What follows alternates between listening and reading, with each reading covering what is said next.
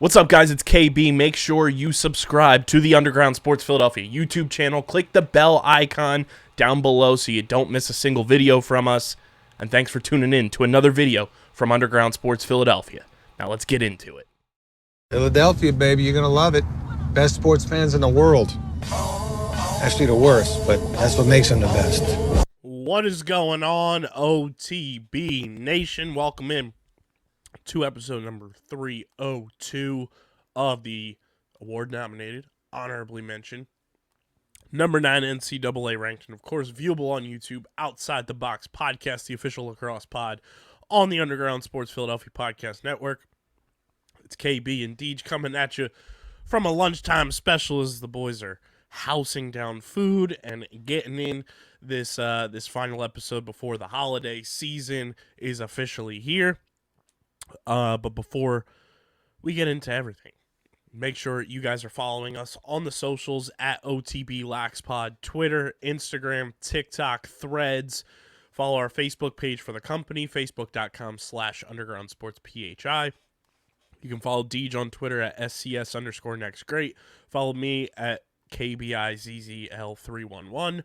Subscribe to the podcast feed on Apple, Spotify, or wherever you get your podcasts. Leave a 5-star rating and review.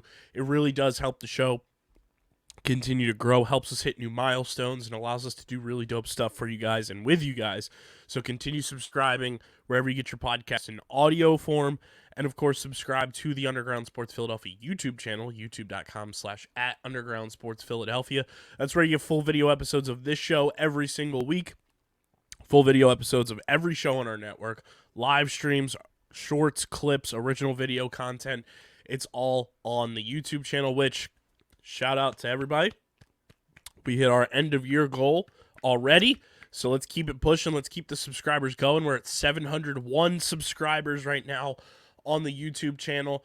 Let's get to like 725 before the ball drops on New Year's. Let's get 24 more of you to subscribe before a new year rolls around. And, of course, the big goal in 2024 is 1K and beyond, so keep on subscribing, smash that like button, ring the bell icon. We did get a very good comment on our most recent episode, Deej, that I want to bring up for the people, and this is why you should comment, because we read the good comments on the podcast. This is what happens when you comment on our shows. We read the good ones. This comes from YouTube user at TimHayes8509. This was about our chrome foil hat theory. Hot take. As much as I'd love to see Pressler and Matt Danowski coach against each other, there's some bad blood over Matt not making Team USA in 2010. I think Dad Danowski would be more likely to coach PLL than Matt. Paul has loved hiring retired college coaches. Matt takes John's reins at Duke, and John moves on to coach the Lizards on the island when they come back in 2028. Well, we had talked about the first half of that when we first thought Chrome was going to be getting a new coach in Sudan. We'd be stepping down. So That piece, totally agree with, makes a bunch of sense. The other pieces are interesting. I knew he didn't make the team, but I didn't know there was beef behind that and like extra things with that. And really, he thinks Lizards are coming. Well, I mean, did you see they dropped it was like a picture-mational.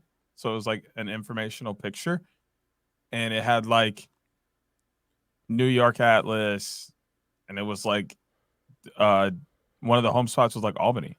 Oh, yeah, like, I did see that. It kind of makes sense for that to be Albany if they're going to be bringing the Lizards back and putting them back on Long Island. Yeah, and I mean, the theories are starting to line up possibly with how things are shaking out with cities and coaches and other things. That lines up, too, with like any professional sports league with having multiple teams in New York and having that inter-city rivalry, so... That's why you got to comment, because we read the good comments on the show. But yeah, subscribe to the YouTube channel and get your merch at phiapparel.co. It's never too late to treat yourself this holiday season with OTB shirts, hoodies, Underground Sports Philadelphia merch, And if you're a Philly sports fan, like I know a lot of our listeners are, gear up. Eagles, Phillies, Flyers, Sixers, Union, you name it. Plus, unreal, original Philly-centric designs. The OnlyFans PH fans shirt, need that in my repertoire. They've got some awesome stuff over at PHI Apparel Company. They're the best in the game. Go to phiapparel.co, and when you go to checkout, use code UNDERGROUND for 10% off your merch orders. It's the most effective and direct way to support everything we're doing here at Underground Sports Philadelphia. So go get your merch, phiapparel.co, code UNDERGROUND for 10% off your order. Deej, no free ads. You've got a pretzel baconator in hand and in mouth, but what's going on, brother? That baconator was good, and this peppermint frosty is not bad, but like you said, no free ads. I'm doing pretty good, man. Coach, I got to coach last weekend, which always makes me super happy. We get more lacrosse this weekend, and literally just around the corner is Michigan playing Alabama. I'm coasting right now. The NFC North has a chance of sliding 3 teams into the playoffs somehow. Like, and one of them is the Packers. But I lost in fantasy by 10. And it's my fault. It's my fault. I played Raheem Mostert and Austin Eckler over Jahmyr Gibbs and James Conner. I played Jake Ferguson over Did James Conner do that much more than Raheem Mostert? 40-some more, 50-some more. You got to remember, my league's total PPR, like 1 yard's 1 point. So, like, he did it much better than Mostert did. I mean, I didn't play. I could have played Tua over Sam Howell. Thought Sam Howell was going to have a much better game. He didn't. Could have played Trey McBride over Jake Ferguson. Like, I made mistakes all across the board and only lost by 10. So, like, this one's on me. I'm not even mad. Like, I should have did it. And I really blame the guy I'm playing for third place because he kept saying during the regular season, oh, championship's going to be good, man. It's going to be us. And I'm like, dude, stop. You are jinxing us so bad, man. You need to stop. And he just kept doing it. And look at us playing for third place instead of the championship. I'm here to report that I did win my quarterfinals matchup in my fantasy league.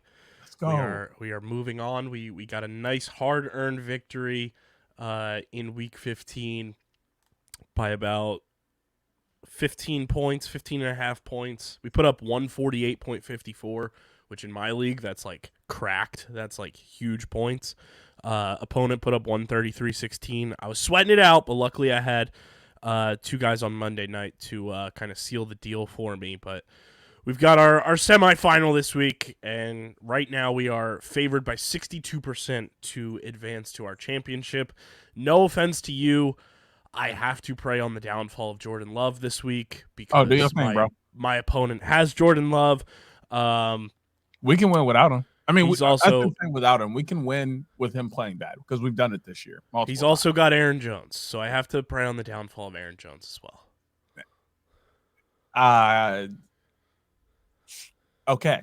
I don't know how to respond to that because we can't really win without both of them playing well. I need it to be a huge, massive AJ Dillon game. You want one of them Los Angeles Chargers, New England Patriots kind of games. Yeah. Where it's just a bunch of trash and the scoreboard ends up really low. Or even like that one Bills-Patriots game last year where like the Patriots didn't throw the ball once and it was just like people running for their lives in terrible weather, even though I know it's going to be in Carolina, but it was a monsoon there last week, so who knows what the deal is. But we're looking good. We're projected to win by like 13 points and advance to our championship, which then, if that happens, more than likely facing off against league commissioner, friend of the program, known lacrosse head, 100-goal scorer at Vineland High School in his career, Mikey Ostrowski, who his roster is absolutely cracked. He's got Jalen Hurts, CeeDee Lamb, Cooper Kupp, Christian McCaffrey, Alvin Kamara, David Njoku, Mike Evans, Jake Elliott, and the Denver Broncos defense. And then on his bench is Brandon Ayuk, Dalton Kincaid, Brian Robinson Jr., Kyler Murray, Najee Harris, Jerry Jeudy. How our league allows him to do this is beyond me. It's literally he can't keep getting away with this. But he can. But he does. And it would be quite the Anxious going into the new year battle, playing Mikey in fantasy for a championship for the second or third time in league history.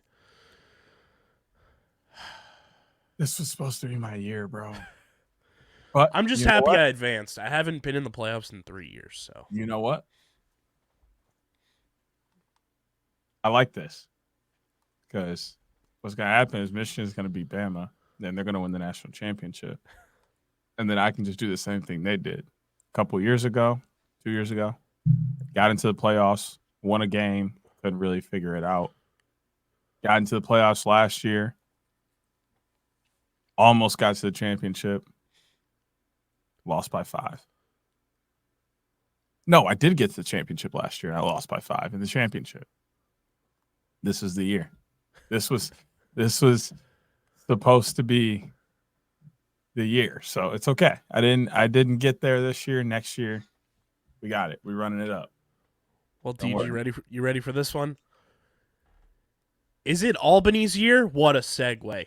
Because the Albany FireWolves are on They're sure tear. Let's recap the week that was in the NLL. Week 3 looked a little something. Shout out to Swizz Beats like this.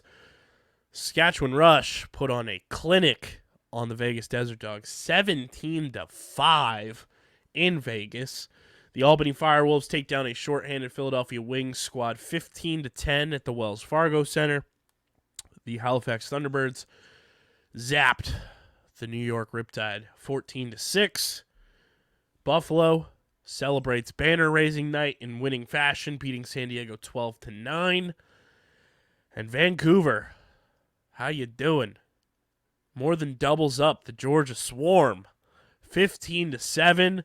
Hey, chill out. You did not have to do all that. You did not have to do all that. Quite the week in the NLL. What stood out to you? What was some of the highlights, some of the low light, and something that just really blew your mind? Highlight. Albany is alive and here, and they're ready to play, and they look fantastic. Every part of their team looks good right now, from having Joe back at the stripe. Oh, why am I blanking on their goalie right now? Wow. Doug Jamieson. Yes. Sorry. Thank you. Doug Jamieson. To everything they have up front offensively, they look every part of a championship team right now, especially after beating the defending champions last week. They look really, that's what all I just kept thinking throughout the game was, wow, they just beat Buffalo last week, and now they still look good. They still look good. That's like the highlight for me right now is Albany is alive. They are here. Low light. I can't tell if it's Georgia coming back out flat after doing what they did last week against, Colorado, or if it's Saskatchewan absolutely rolling through Vegas, and Vegas just not looking good whatsoever. I mean, Lyle had 4 points. But, I mean, Ryan Martell went for 9. Dauber had 30 saves, so, no defense was being played, which I said would be an issue at some point. We've talked about that. I think every year since I've been on, we've talked about Georgia kind of having a suspect defense, and that's where things have always been shaky for them. So that's a serious low light. I guess now I found my true low light is that. Georgia's still having troubles defensively is huge to me. And the wow factor was obviously my Riptide. 14-6. Did I expect them to beat Halifax? No, I didn't. That's why I picked Halifax to win. But I didn't expect them to go out and get embarrassed 14-6. It just never looked close or competitive at most moments. Halifax had complete control from the first whistle to literally the very last. it was no question at all how the game was going to go at any point. Yeah, I think a couple of highlights from me. Insert the Shaq. I apologize, I wasn't familiar with your game meme. Alex Simmons is the truth, bro. That boy nice. Like that boy nice meme where he's looking out the window, that's Alex Simmons. I don't want to hear nothing about advanced analytics stat nerds because he even fills those boxes. That boy is nice. Him and Ewok together with Albany as a 1-2 punch on that offense is crazy. They're playing. I don't know if it's. And I got my oranges out. I got my oranges out already because I know Brian knows Lax is gonna tweet back at us when he hears that about Simmons, because that's all he tweeted about this weekend was Alex Simmons and how he's a Syracuse guy. We gotta make an orange slices shirt. We do, just for him, because he'll buy them all. Like, that boy nice. And it's crazy to think that, like, the Riptide traded Kieran McArdle to Albany with a draft pick and everything, and that draft pick ended up being Alex Simmons for Riley O'Connor. Imagine if I saw Adam Levy, friend of the program, tweet about that. Imagine if the Riptide had Alex Simmons on the right and Jeff Teat on the left. Good grief. That would be insane. But Albany's, I don't know if it's them exceeding expectations or like playing above expectations per se, but like they're in rare territory right now in the early season where like they're the best team in the league, obviously by record alone, but like you can't pick against them. Like they're playing with like an X-Dog factor that's through the roof. Talk about embarrassments. Las Vegas, our league pass team, that was embarrassing. To have such an emotional overtime win the week before and to come out so flat like you did in this one was tough. And then like you said about the Riptide, like their shot selection, bro, is so off. It's so off. They could have easily been in that game till the very end, but they're just taking so many just like unnecessary shots. And instead of getting the best one, they're taking the first one. And they just have to be so much more calculated with their shot selection. Otherwise, they're not going to be live come February in a unified standings. Right. Let me look at this game recap really quick if it loads. Right. Like, so when you tell me that the Riptide lose 14-6, I would assume that Warren Hill has 50 saves, 60 saves. And then you tell me he has 32. And I'm going to go, oh, so Halifax just played like really good defense. And then you go, no. And I'm like, well, what? It would never, I would try and find anything other than the offense doesn't look good and isn't taking smart shots. Because last year, sure, they didn't win a lot of games, but they were losing them 15-11, 16-13, 14-12. Like they were scoring still with everybody and they were close. Some games they were losing. I think they lost one last year, 15-14, and they almost, in the one we were at, they almost took to overtime. Like that one was super close and it was high scoring. Like you wouldn't think with the names that they have offensively and how they play that they would ever be in a position where they're not taking smart shots or not getting enough shots simply because it's on the offense. The defenses aren't doing anything special that they haven't seen before. They're just not. I don't know, man. It's weird to watch. I mean, this is all you have to hear. Callum Jones from the Riptide had 22 penalty minutes. He had a 10-minute game misconduct. But I want you to hear this one. Riley O'Connor, who was brought in to be kind of that 1-2 punch with Jeff Teat. Riley O'Connor finished this game with 2 points. 1 goal, 1 assist. How many shots on goal do you think Riley O'Connor took? Or had, I should say. 7. 10. You have 1 goal with 10 shots on goal? I mean, it depends. But I mean, pairing that with the stat you mentioned with Warren Hill having 32 saves, that's crazy.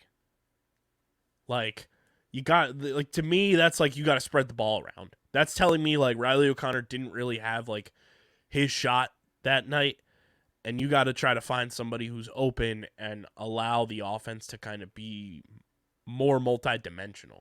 I guess the toughest thing with that is how good of shots did he take?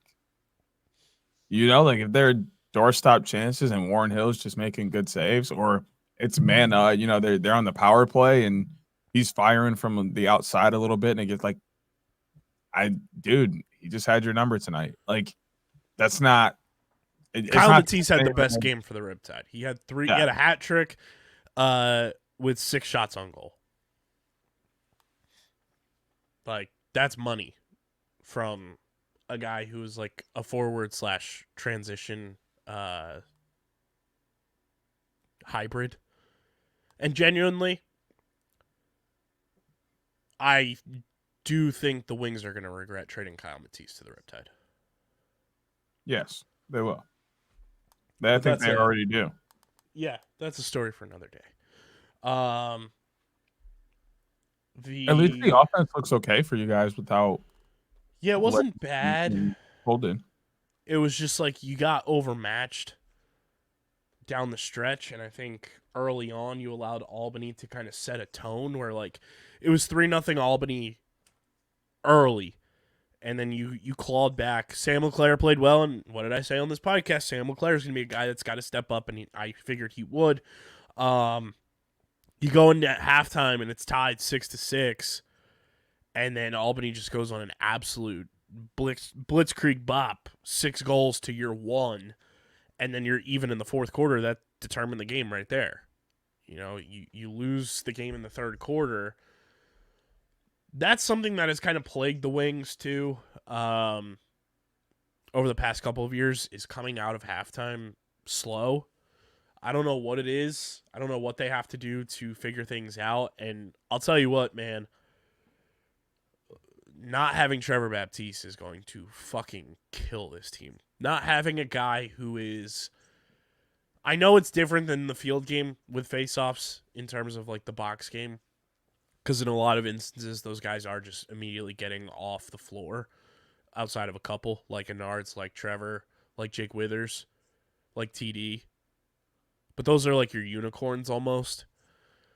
But not having a guy who can win faceoffs for you when the past 4 years you've had arguably the number 1 faceoff guy at the stripe for you.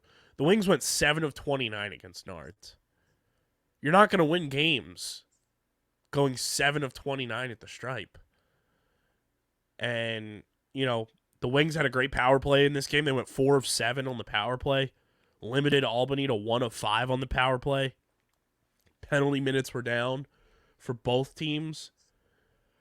But when you're clawing from behind and not having the defense that you need late in games, and you let Alex Simmons go off for 8 points. You let Ty Kurtz have 5 points. Travis Longboat had 4 points. Nathan Grennan, who had 4 points. Sneaky pickup that like we didn't emphasize enough. Panther City letting him go and him going to Albany was a sneaky pickup. Ewok had 8 points.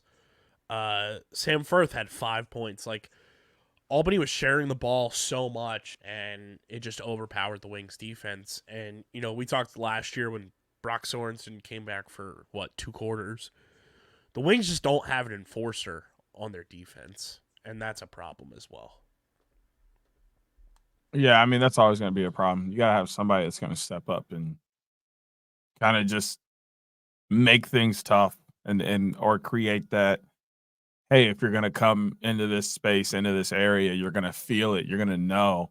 And the Wings kind of don't have that. They play aggressive and they play hard and they play with body, but like there aren't many big hits that the Wings lay. There aren't that tough, like, oh, you came and took a shot inside. Here's the shoulder, even though I'm like 2 steps late. Like, they don't really have that. And that's a big part of lacrosse, whether you're playing indoor or out. Like, box field, sixes, if you ask me, even speed lacrosse. Like, if somebody's going to shoot in the middle, you got to let them know that they're not just going to be able to do that over and over, or they will.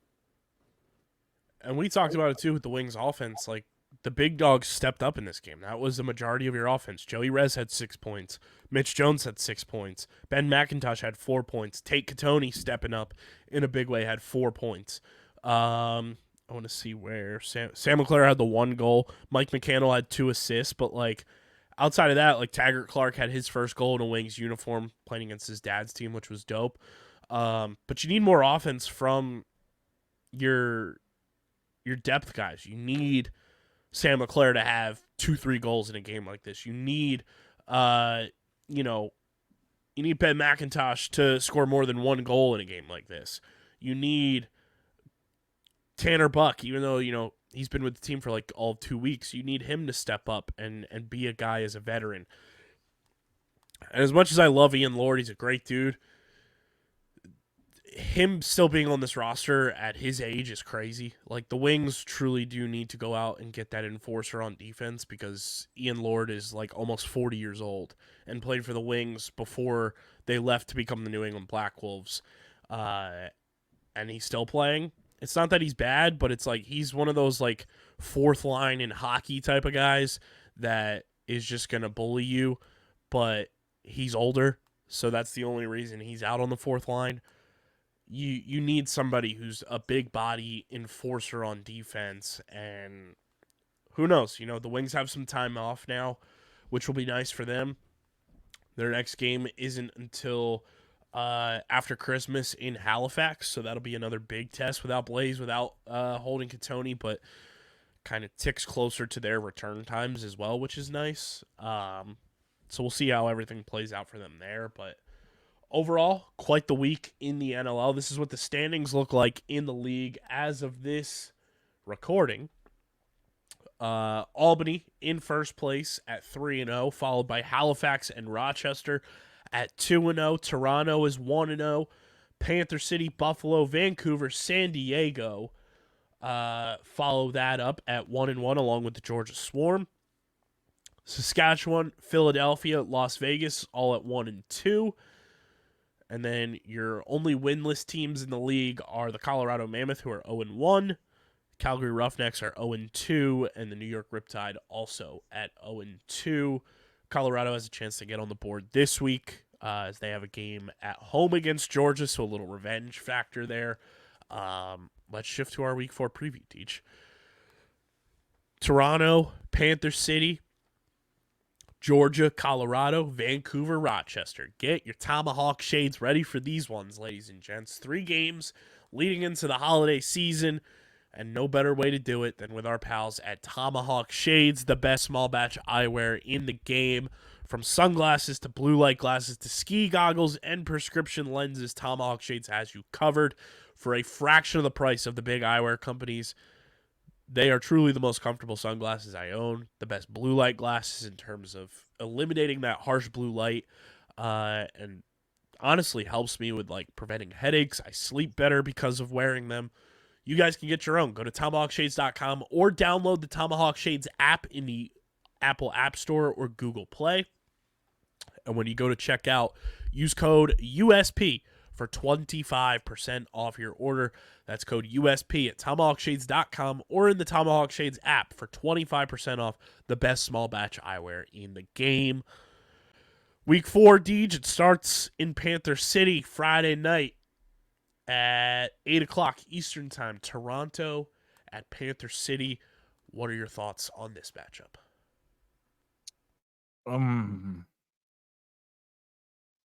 I really like the way Toronto has started the year. I'm pretty sure. Yeah, I say that's what I thought. They beat Philadelphia back in week 2. But I mean, obviously, I'm expecting Tom Schreiber to be back.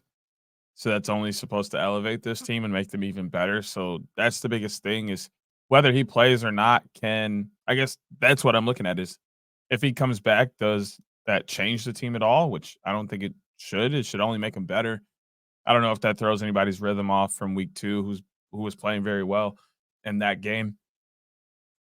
Or on the flip side of that, if he doesn't come back, are they able to keep the momentum they had going from week 1? Are they able to come out with another victory? And then Panther City's got to look to bounce back. Yeah, bounce back. because they lost their first game of the year to Vegas. And I don't think I picked Panthers. I picked Panther City to win that game because I figured that they were going to do what they did the year before against Vegas, and they were looking to take that step up. Now it's kind of time for them to show that they're still that team that we thought they were coming into this, and being able to respond to adversity. That's something they did very well the first couple of years they've been a program, is responding to adversity, losing a game, losing a player, travel adversity, whatever the case may be, and being able to respond back to that and come back with a victory, or come back in a game, something like that. This is a good chance for them to show we're still that team that fights through adversity and knows what's going on. We have a tough uphill battle after already losing a game that not only a lot of people felt like we should have won, but also that we felt like we should have won. It's now time for us to go ahead and win a very tough game at home. They're playing at home, so that is the advantage for Panther City, is Toronto's got to come to them. So it's just a matter of which team is going to show up for either side.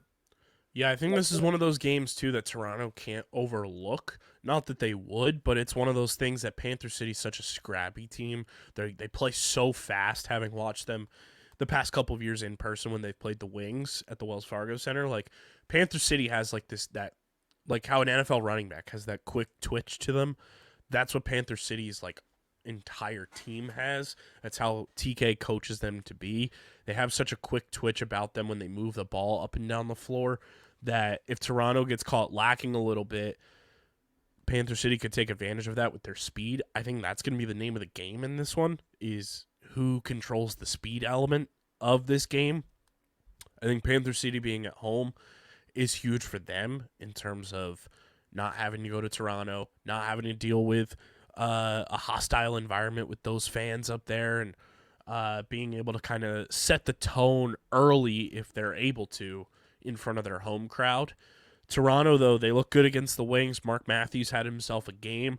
I don't know if Tom Schreiber's supposed to be back in this one or not, but if he is, that only adds to the crazy depth that this team has, and they're able to score in all facets. You name it, they've got it. But I do think the key to this game is who controls the speed element between Panther City's fast-paced offense and Toronto just being able to, limit that to their advantage. Not the only game on Friday night, though, as we've got a rematch, Georgia-Colorado. Colorado's first home game of the season at the Lighthouse out there in Colorado at 9 p.m. Eastern Time. Another Lyle Thompson versus Zed Williams matchup, which will be very fun. Georgia looking to bounce back. Colorado looking to get their first win of the season. What are your thoughts on this early season rematch? I would love to say that Georgia's going to go in and beat him again, but I highly, highly doubt that. Georgia's looking to get back in the winners column. That is something that they have over Colorado, is they have already won this year, so they know kind of their formula to win for this year, because that's something that I also don't think a lot of people take into factor, is your team's individual formula changes year by year. Regardless of who you are, whether you bring everybody back or not, the formula changes for you to win games every single year, because other teams' formulas change, which means their games plan change, which means yours has to too. Because if you come out and do the things you did last year, they're going to be very prepared for those, and then you're not going to be able to get anything done. So and Georgia now knows how they win games this year. Colorado hasn't figured that out yet for themselves, but I think the bad thing is the loss to Georgia is still so fresh for Colorado. There's no way they lose to Georgia again at home this time after just doing so and not being in the win column already. They also have great film of that game last week where Vancouver was able to pick apart every part of Georgia's defense. I mean, Dauber still had 30-some saves. Like, he didn't have a bad game whatsoever. But when, they're giving up every possible shot, you're not going to save them all. So I think there's some pieces here for Colorado to kind of bounce back. But at the same time, if Georgia tightens everything up defensively and looks like they did week 1 or week 2, in that game against Colorado, they could beat Colorado again, and they could probably beat anybody in the NLL because they have some of the best offensive players in the world. So it's only a matter of, can their defense come out and show up? And I just don't think they'll be able to against a team that is not only angry that they already lost to you, but a team that's hungry to find their way of winning for the year. Yeah, I mean, and Colorado's got the 1A home field advantage, I think, in the entire league behind Buffalo, or right there with Buffalo. So to see Georgia back-to-back weeks on the road is going to be interesting to see how they kind of respond, not being at home, and Colorado being able to open up their home schedule against a team that's already beaten them this year is going to be fascinating to see how they kind of respond there. So I'm looking forward to just seeing more lacrosse at the Loud House on my TV. And then we move to Saturday, the lone game at 7 p.m. Eastern Time. Vancouver travels to Rochester for a sneaky fun matchup. I'm just looking for Rochester to keep the pace that they've been on. Vancouver, I'm looking to see how they respond after a win and on the road this time. Rochester looks like one of the better teams in the league, though. Connor Fields is having an early season MVP type of year, and that's scary to think about. If you're any other team in the league, is Connor Fields playing with that type of prowess? But I'm looking forward to this game, I think, the most. I may have to agree. Off the fact that Vancouver's cruising right now. They look good. They got their first win under Kurt. They're happy about it. They now know how they're going to win this year. Rochester, steamrolling. They know exactly how they want to play. Wow, that peppermint frosty's getting to me. They really know how they want to play. They know what works for them and what doesn't. They know how to get out of certain scenarios. They know how to fight through adversity. They're ready to compete. That's the mindset you can see that they're playing with right now, is we are ready to compete for an NLL Cup, and we want it. It's ours. Let's go grab it. And their offense is insanely good right now. That's the big piece for them, is can their offense continue to play that well, especially against a Vancouver defense. Why do I say it that way? Vancouver thrives off defense. As long as I've been watching and seriously watching for the past 3 or 4 years now, most of Vancouver's offense comes from defense. They create turnovers and push it in transition, and they go while they have numbers, or they're able to get the right people on at the right time and create something in a little bit of chaos, or they just get the matchups they want. They know how to move people around to get where they need to go, but a lot of that starts in the defensive end. So if they're not going defensively, then they're probably not going offensively either. So that's going to be the big battle there, is Rochester's offense going to be able to get at the Vancouver D, or is Vancouver going to be able to turn them over, frustrate them, and get themselves out in transition?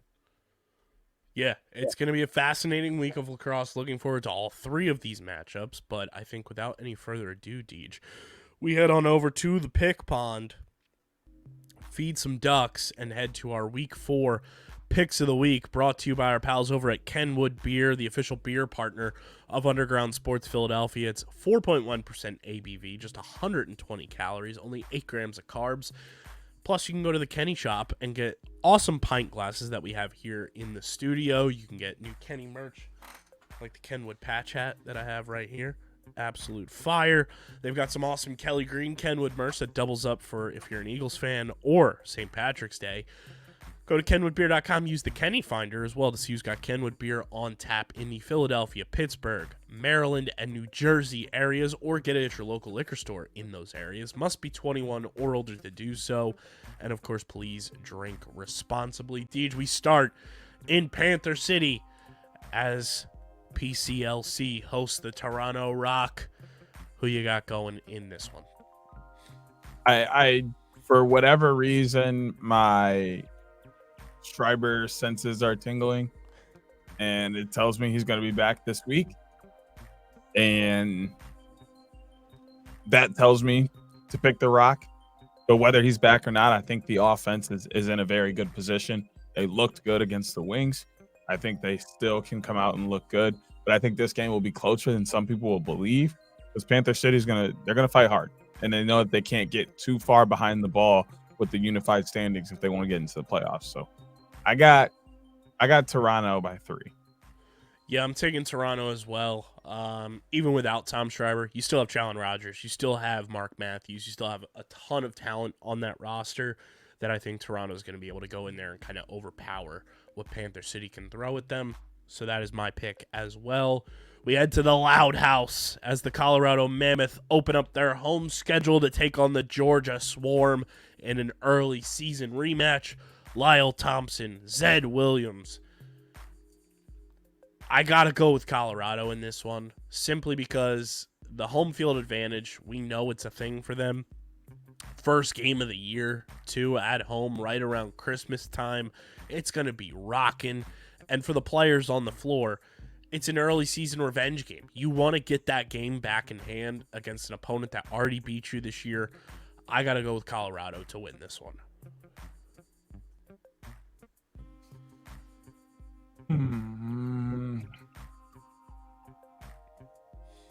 Dude, I want to pick Georgia so bad, especially because I didn't do it the first time. But after they came back down to earth last week against Vancouver, Colorado being at home and still feeling the sting because they haven't played since then has me leaning toward the Mammoth. Which brings us to our final game of the week, Saturday at 7 p.m. Eastern Time. An East versus West battle in Rochester as the Vancouver Warriors head into upstate New York to take on the Rochester Nighthawks. I'm rocking with Roch Vegas in this one. I love the way that they're playing right now. Ryan Smith, Connor Fields, and the rest of those boys are buzzing. I think their offense is playing top-tier lacrosse. Their defense is doing everything in their power to hold off opponents. I think they're getting good goaltending right now. I got to go with the Nighthawks to take this one at home and improve to 3-0. Well, I'm doing this because I think we need a flat reset. Try and get my mojo back going. We've had split games 3 times already this year. Week 4, we're not doing that. I'm taking the Rochester Nighthawks as well. I think their offense looks really good. They're one of the best teams in the league right now. But also, I need us to have same across the board. So either we both do really bad or we both do really good, and then that like clean slates this thing, and I can get back to my mojo. So there it is. We both have Toronto. We both have Colorado. We both have Rochester. For context, last week I was 5-6 going into the week. Did not have an overall great week as I went 2-4. Did get Buffalo and Halifax correct on my picks. Deej, you went into the week 2-9 last week, but you did go 3-2. You got the game in hand on the flip game as you picked the Albany FireWolves to win. So you go into week 4 with a 5-11 record. I wouldn't mind 8-11, man. I go into the week with a, math is hard, 7-9 record. I would love dude, you could be 10-9, dude. I would love that going into the final week of the year. I would love that. Me too, because then I know that like it's gonna reset and things go the way they should. We'd really be like, oh, I think I got my swagger back. Most deaf. Mick Jagger ain't got shit on me. So there are your week 4 NLL picks of the week, brought to you by Kenwood Beer, our beer money picks of the week. Deej, final topic on the docket. The PLL Championship Series rosters and matchups have been announced. Quite the roster rundown for each team, and the schedules are lit. Obviously, the Champ Series going on from February 14th to the 19th, 2024 at the St. James. Here are your championship series rosters, everybody. For the Boston Cannons, Marcus Holman, Asher Nolting, Ryan Drenner, Bubba Fairman, Ethan Raw, Pat and Chris Aslanian, Matt Campbell, the newly re-signed Matt Cavanaugh, Josh Stout, Colin Kirst, and Adam Gittleman. Your Philadelphia Water Dogs, everybody. Yes, Philadelphia. We have a team competing for a championship in February. Lock in. Michael Sowers. Kieran McCardle is in for the championship series. Jake Carraway makes his return to the championship series. Ryan Conrad, Jack Trainer, Jeff Connor, Christian Scarpello, Jake Higgins, Charlie Hayes, Kyle Borda, Matt DeLuca, and Jason Rose. Your Utah Archers, Grant Ament, Matt Moore, Ryan Ambler, Piper Bond, John Robbins, Cole Williams, Reese Eddy, Connor Marr, Ryan Oghaven, Ronan Jacoby, Nick Washuta, and Patrick Birkinshaw. And your California Redwoods look like this. Rob Pinnell, Romar Dennis, Sergio Perkovic, Nakai Montgomery, Jules Henningberg, Ricky Mizan, Garrett Epple, Brian Tevlin, Ryan Tierney, Kevin Rogers, Tim Troutner, and Jack Kelly. Deej, your thoughts on the Champ Series rosters? I love them. Honestly, I think every team did a great job of taking into factor what other guys are doing. You know, some guys have jobs, some guys are working NLL, and all other kind of things on the earth that these guys do during the offseason. Took the guys that they really needed. Like, there's a lot of star players from each of these teams playing ball this February, and then like the moves to go out and get a guy like Ricky Miezon. What's the other guy's name from the Cannons? You were just rolling through them. I should have been pulling them up myself. Josh Stout. Yes, Josh Stout. Like, guys like that. Those were the things that I was intrigued by, is that they found really good ways to go and get the pieces that they really kind of needed help in. Like, let's be honest here. D-mid's going to be huge for, like, or shouldn't say D-mid, but defense is going to be huge for the California Redwoods. And having a guy like Ricky Miezon who can body anybody on the turf and then pick the ball up and go score is going to be huge.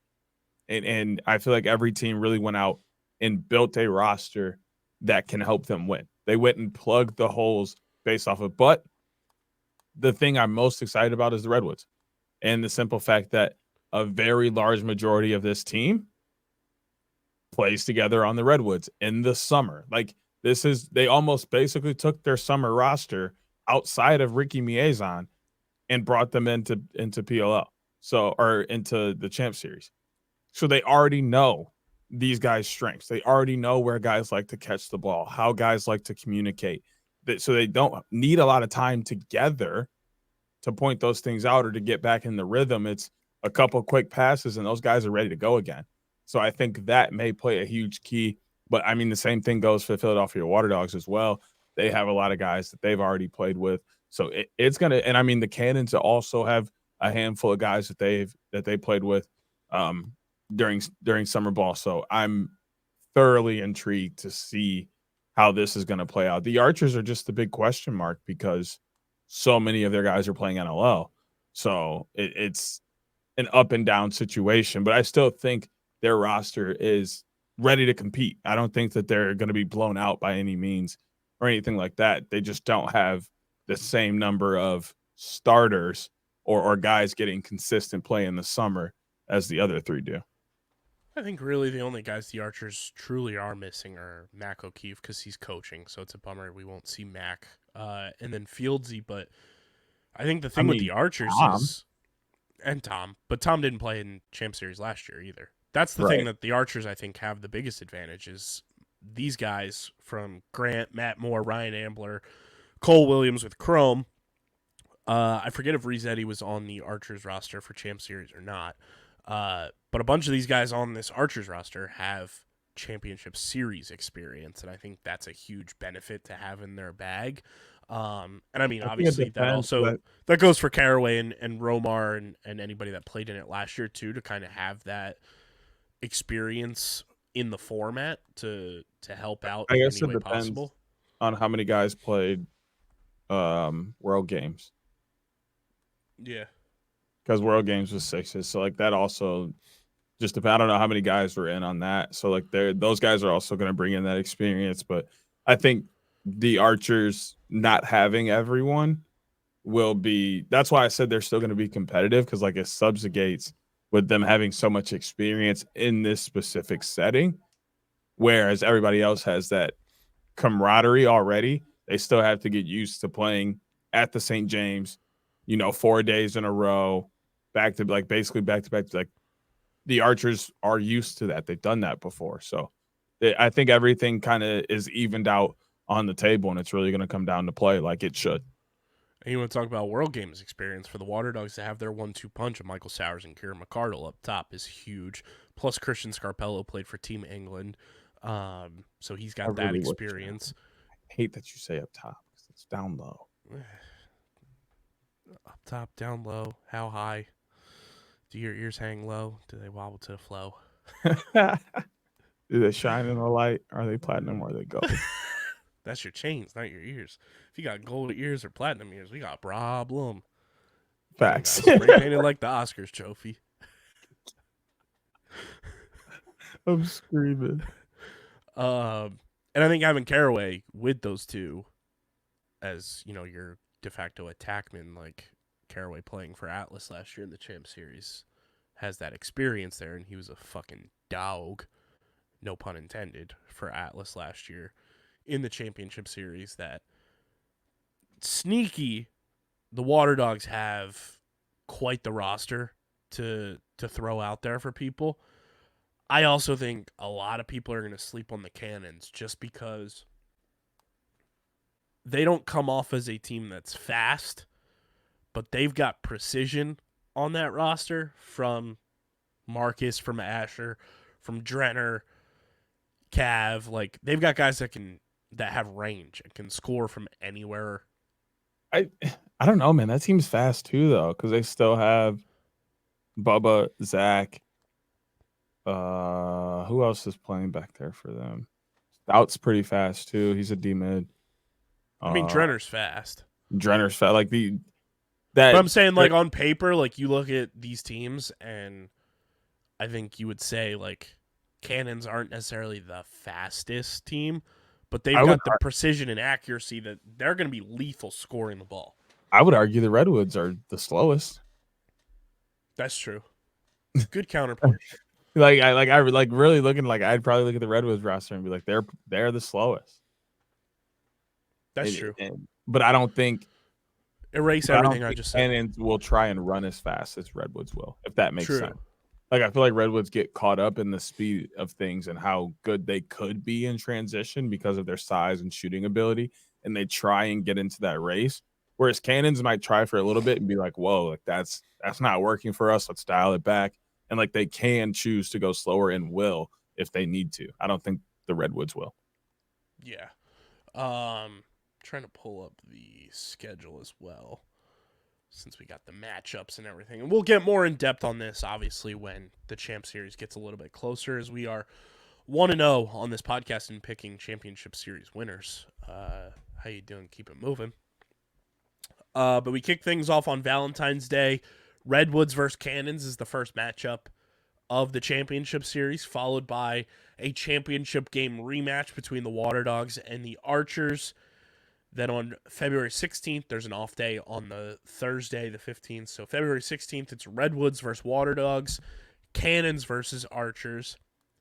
And then we have Archers versus Redwoods on Saturday, February 17th, and then Water Dogs versus Cannons as the nightcap. And then your semifinals are on Sunday, February 18th, and then Monday, February 19th is your championship.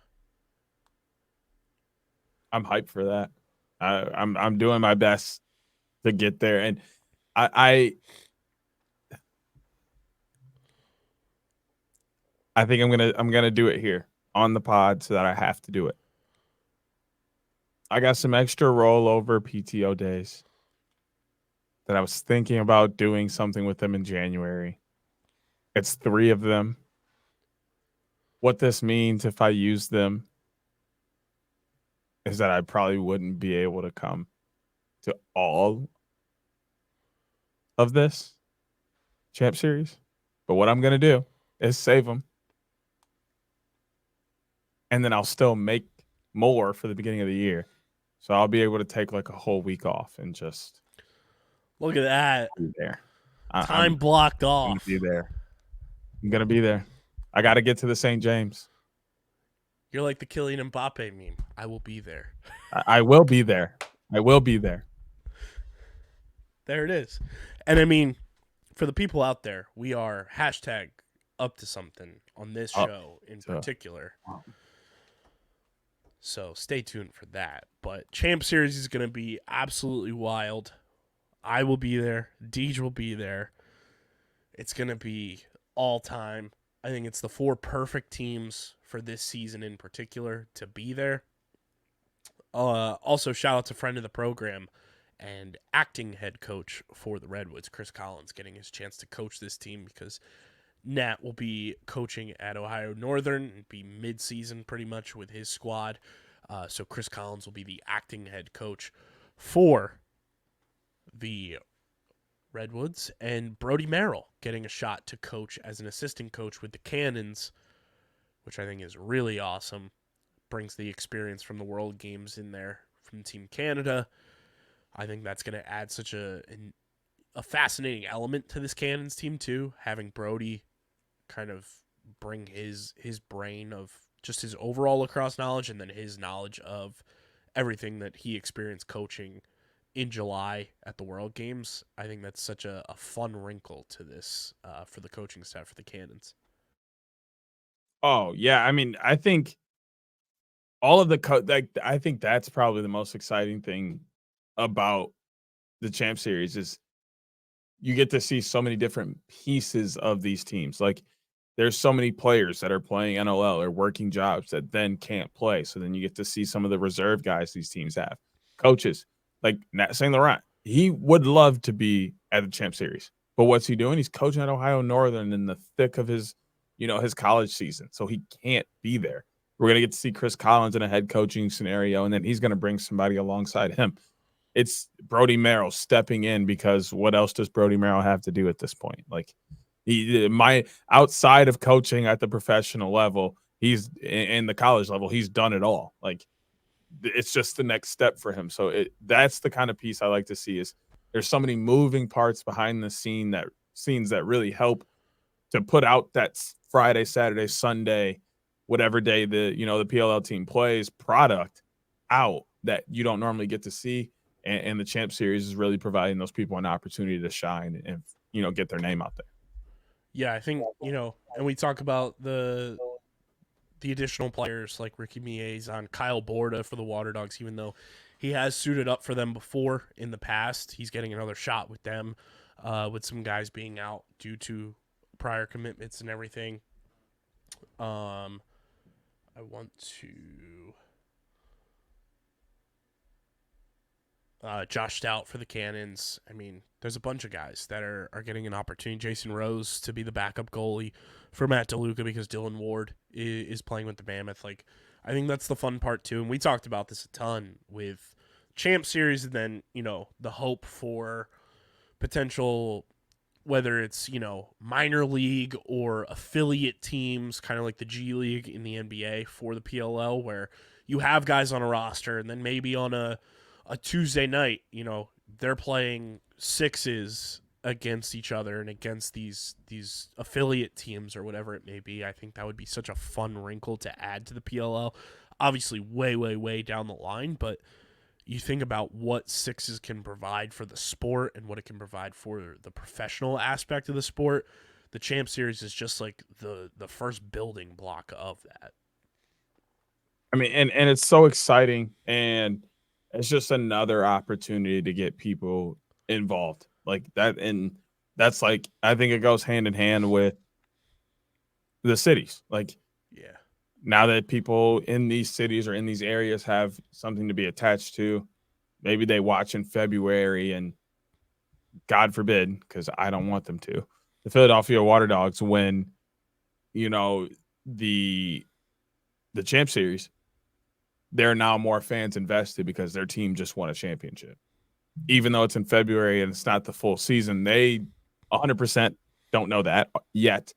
And two, it's just another thing for them to celebrate and walk around and say, well, my team won it and yours didn't. Like, these kind of things matter to fans, and having argue points when they're talking with other fans. This is just another thing to give these lacrosse teams a talking point.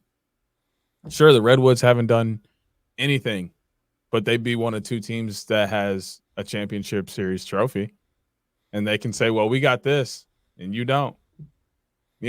Those kind of pieces are important to not only teams but fans too. So like, it's just, that's the kind of coolest part of this, is it provides another talking point, another argument, another thing to be proud of for fans, team, and even up into the front office. Like, they can say we put on basically 2 championships a year. One's a lot shorter than the other, but there's still 2 teams raising a trophy each season. That's huge. Yeah, and I mean, for anybody that's new to the PLL because of the home cities, or just new to the PLL in general, like, the Championship Series, to put it in perspective, is basically the PLL's equivalent to Champions League in professional soccer, where Champions League is going on at the same time as your typical football season for the Premier League, for Serie A, and the rest of the teams that qualify for the Champions League. Top 4 teams in the standings from the regular season of the PLL season qualify for the Championship Series. It's all about bragging rights. You get another trophy to your trophy case if you're the Archers. That's the cool part about this year too, is you're defending champion from your regular season slate is now in the Championship Series, which was not the case last year when the Water Dogs won the championship. They were the 5 seed, so they didn't qualify for the Championship Series. So now you have the team that just won the overall title also competing for another trophy this year, while having the team that they played in that championship in the Championship Series. You have a team like the Redwoods, who haven't been competing for a championship since 2019 in any facet, now fighting for another championship opportunity. And then you have the Cannons as an expansion team, as the final expansion team to this point, and a team that was like the feel-good story of 2023 in the Championship Series as well. And it's all about, we saw the discourse last year. It was, everyone thought Atlas was going to walk away with the Championship Series title. They had the guys to do it. They were going to obliterate everybody. And then Chrome played the game of their lives in the championship game and walked away with the title. That's the fun part about the Championship Series. It is another trophy to your team's trophy case. Now that there's home cities, it adds that much more of a bragging rights element for the fandoms. And it's just going to be so much fun watching these 4 teams compete. I can't wait for February. It's going to be absolute scenes, and Lacrosse Twitter during the Champ Series last year was wild. I can't wait for this year. I can't wait for Deej to take in the St. James, because that place is a literal funplex, and it's going to be one hell of a time. So as the Champ Series gets closer, we will be breaking it down in depth even more. Deej, any final thoughts before we get out of here before the holidays? I mean, mostly just thanks for the gift of 700 for the Christmas holidays. The support is amazing, and that's, all I can ask for. 2024 is going to be big for all of our fans out there. It's going to be big for us. It's going to be big for everybody, man. It's just another year that we get to continue to progress as humans, as people, as a podcast, as a business. I'm just really excited for the new year and all the exciting things that are going to be coming. We're ending the year on a banger note. I mean, football is going to be great to end the year. Lacrosse is going to be great. The NBA is like the only thing I'm not paying attention to. College basketball has already been insane. Nobody is safe. To be a sports fan right now is like the best it's ever been in all reality. So I'm just really excited for the future of sports, future of our lives. and for all the continued support from the fans. Can we get to, I don't know, 750 before the year's over? Like, it's doable. Everybody out there that knows somebody knows somebody. So if you get somebody and then tell them to get somebody, we could be at 1,000 before the year's over. But facts. I'm basically just rumbling now, so I'm gonna leave y'all alone. I mean, 750 would be great. We got 10 days to do it by the time, or 9 days by the time you guys are listening to this. But go follow us on the socials at OTBLaxPod, Twitter, Instagram, TikTok, Threads, Facebook.com/UndergroundSportsPHI. Follow Deej on Twitter at SCS_NextGreat. Follow me at KBIZZL311. Subscribe to the podcast feed on Apple, Spotify, or wherever you get your podcast in audio form. It really does help the show continue to grow, helps us hit new milestones, helps us do more dope stuff with you guys, and lets us, pitch new ideas to different people that they want to see the numbies. You keep subscribing. That helps that happen. And, of course, subscribe to the Underground Sports Philadelphia YouTube channel, youtube.com/@UndergroundSportsPhiladelphia. It is truly the number one spot for content in the sports world from independent content creators like Deej and myself. You get full video episodes of this show every single week, every show on our network in full video form, live streams, clips, shorts, original video content. It's all on our YouTube channel, so go subscribe. Let's be on that road to 800. We're 99 away. youtube.com/@UndergroundSportsPhiladelphia, and leave those comments in the YouTube comment section because, as you saw, we read them on the show. Get your merch at phiapparel.co and use code Underground for 10% off your orders. Everybody have a safe and happy holiday, and we will see you next week for the final episode of the year. But until then, we're getting the heck up out of here, and we are signing off. Enjoy this week of lacrosse. Peace. Peace.